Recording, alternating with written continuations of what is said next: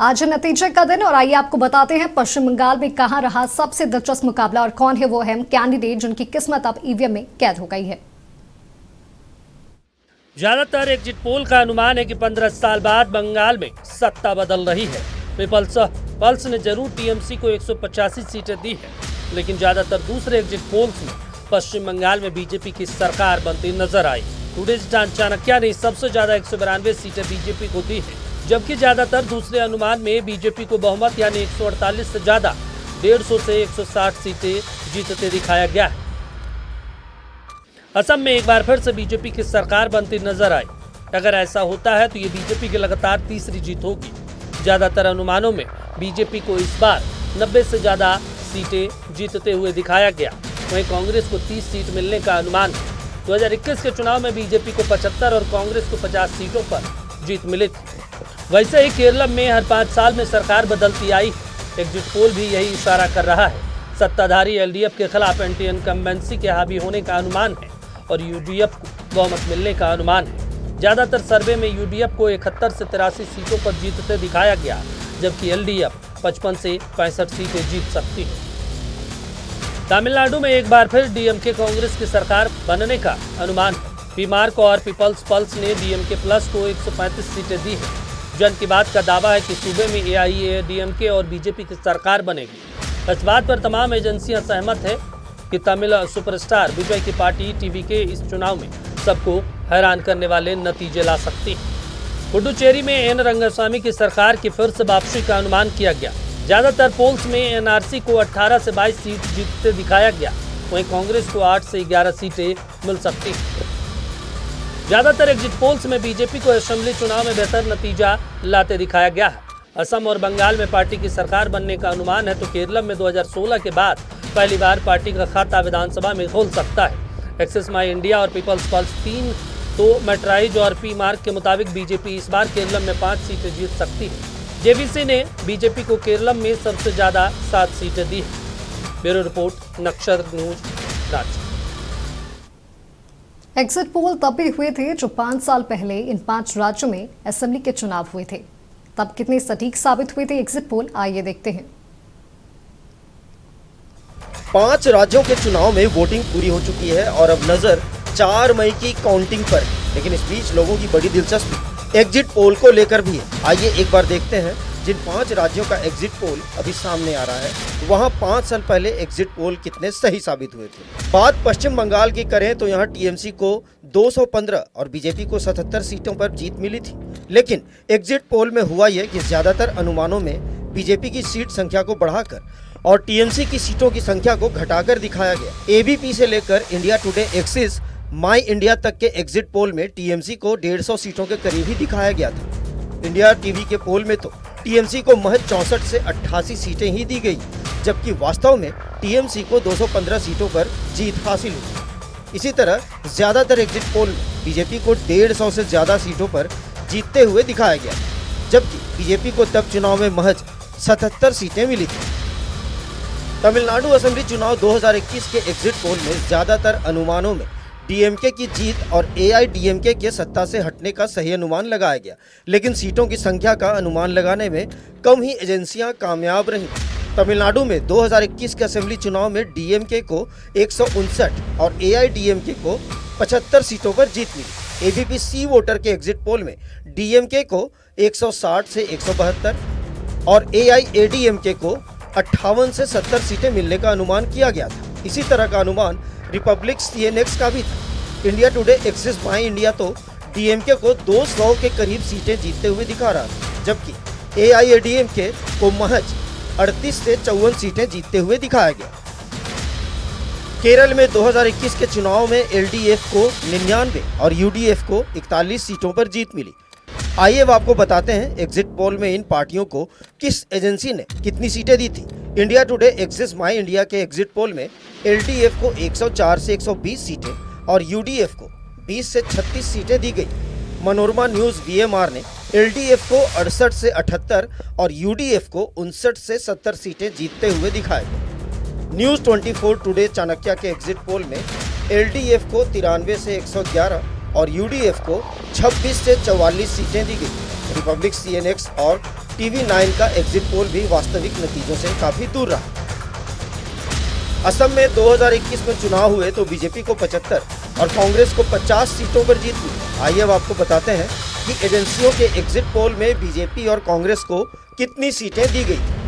Republic, CNX और India today axis माई India ने BJP और कांग्रेस की सीटों को लेकर काफी हद तक सटीक अनुमान लगाया, लेकिन ABP सी वोटर, न्यूज 24, टुडे चाणक्य और टीवी 9 का अनुमान उतना सटीक नहीं रहा। फिर भी ये कहा जा सकता है कि 4 राज्यों में एग्जिट पोल सबसे ज्यादा सटीक असम में ही साबित हुआ। पुडुचेरी में 2021 के असेंबली के चुनाव हुए तो NDF को 16 और UPA को 8 सीटों पर जीत हासिल हुई। रिपब्लिक, CNX में NDA को 16 से 20 और UPA को 11 से 13 सीटें जीतने का अनुमान लगाया था, जो नतीजे के काफी हद तक करीब। लेकिन ABP सी वोटर और पैट्रियोटिक वोटर का अनुमान लक्ष्य से दूर रहा। 5 राज्यों के 2021 के एग्जिट पोल हमें बताते हैं कि एग्जिट पोल जब किसी पार्टी की जीत का अनुमान करते हैं, जब वो किसी पार्टी की सरकार बनती हुई दिखाते हैं, तो उसका ये अनुमान काफ़ी हद तक सही साबित होता है। लेकिन जब वे विनिंग पार्टी की सीट का अनुमान करते हैं तो कई बार वे वास्तविक नतीजे के पास नहीं पहुंच पाते। नक्षत्र न्यूज़ के लिए निलय सिंह की रिपोर्ट। वहीं 2011 असेंबली चुनाव में इन 5 राज्यों के क्या कुछ नतीजे आए थे, आइए देखते हैं।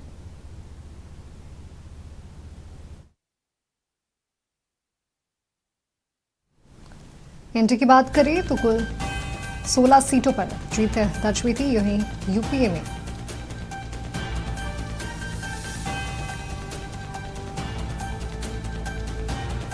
असम विधानसभा चुनाव की बात करें तो बीजेपी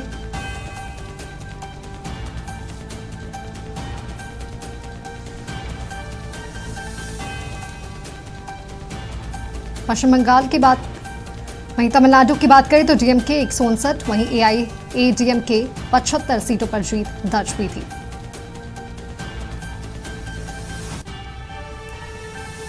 वहीं बात करें केरलम की तो LDF को 99 और UDF को 41 सीटों पर जीत मिली थी।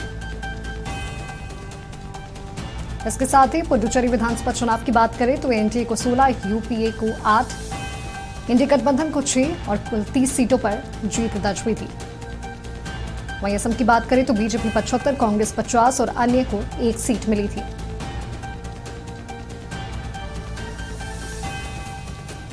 पश्चिम बंगाल की बात करें तो TMC को 215, बीजेपी 77 और अन्य को 2 सीटें मिली थी।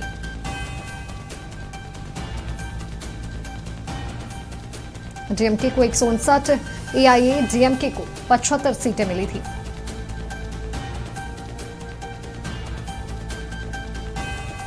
वहीं केरल विधानसभा चुनाव की बात करें तो LDF को 99 और UDF को 41 सीटें मिली थी।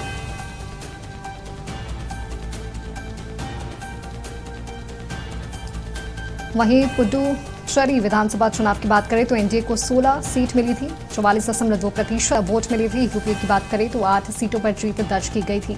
असम की बात करें तो बीजेपी को 75 सीटें यानी कि 33.6% तक वोट मिला था।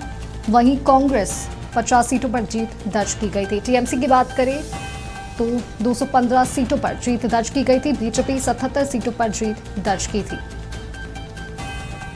तमिलनाडु की बात करें तो DMK 159 सीटों पर जीत दर्ज की गई थी। AIADMK 55 सीटें जीती थी।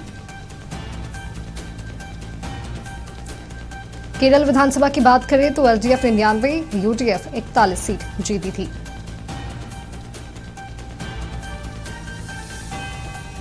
पुडुचेरी की बात करें तो NDA 16, UPA 8 सीट जीते थे।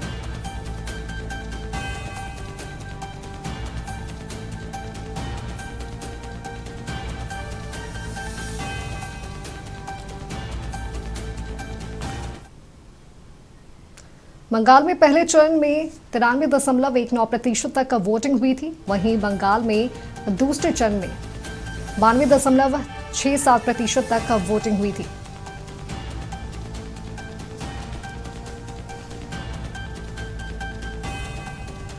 असम असेंबली चुनाव की बात करें तो कांग्रेस 99, राइजोर दल 13, असम जातीय परिषद 10।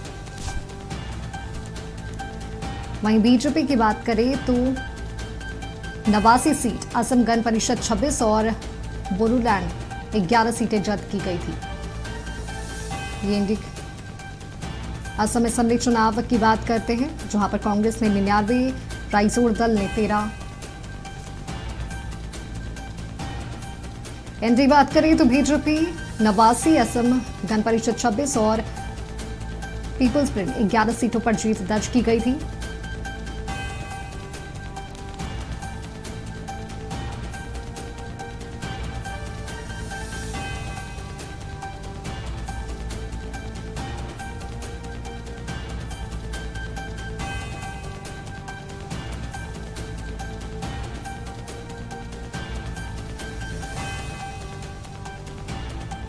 ये 2026 के कैंडिडेट्स के नतीजे आपको बता रहे हैं, जहां पर